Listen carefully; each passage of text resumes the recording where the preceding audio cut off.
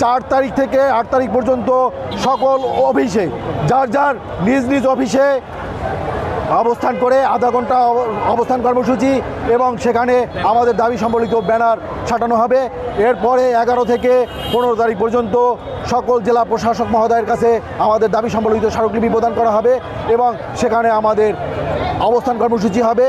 এবং আমরা আগামী 16 মে রোজ শুক্রবার এই শাহবাগ চত্বরে আমাদের দিনব্যাপী অবস্থান কর্মসূচির ঘোষণা দিয়েছি। সেখানেও যদি আমার দাবি মানা না হয় তাহলে আমরা পরবর্তীতে আরও কঠোর কর্মসূচি দিতে বাধ্য হব। সরকার সবসময়ই 5 বছর পর পর পে স্কেল গঠন করে থাকে, পে কমিশন গঠন করে থাকে এবং পে স্কেল প্রদান করে থাকে।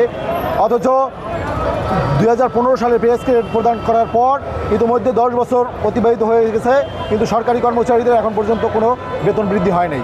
সরকারি কর্মচারীদের কেউ কেউ বেতনের শেষ ধাপে পৌঁছে গেছে, তারা 4-5 বছর 6 বছর ধরে একই বেতনে চাকরি করতেছে।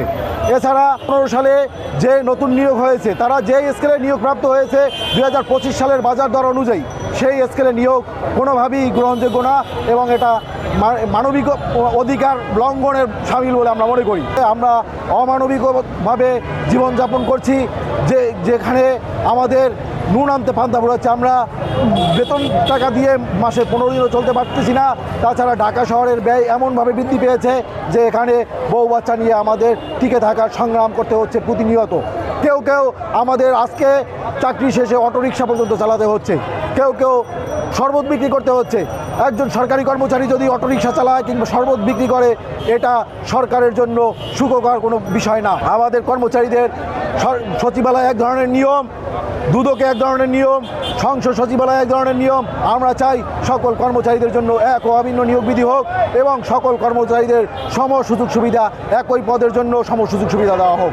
আমরা আরও চাই যে বর্তমানে যে পেনশনের টাকা দেওয়া হচ্ছে সেই পেনশনের টাকার 50% সরকার কেটে রেখে দিচ্ছে। আমরা চাই শতভাগ পেনশন উত্তোলন করার সুবিধা দেওয়া হোক। এছাড়া 1 টাকার সমপরিমাণ যে 230 টাকা দেওয়া হয় এবং 90% দেওয়া হয়, আমরা সেটাকে শতভাগ করতে চাই এবং 1 টাকা সমমান 500 টাকা করার জন্য আমরা সরকারের কাছে বিশেষ অনুরোধ জানাই। একই সাথে আমরা আউটসোর্সিং পদ্ধতিতে কর্মচারী নিয়োগ বন্ধেরও দাবি জানাই। বান্ডেল থাকলে প্রতি সেনমানিতে টাকা বাঁচবে। বিকাশ সেনমানি বান্ডিল কিনে জিতুন প্রতি লেনদেনে।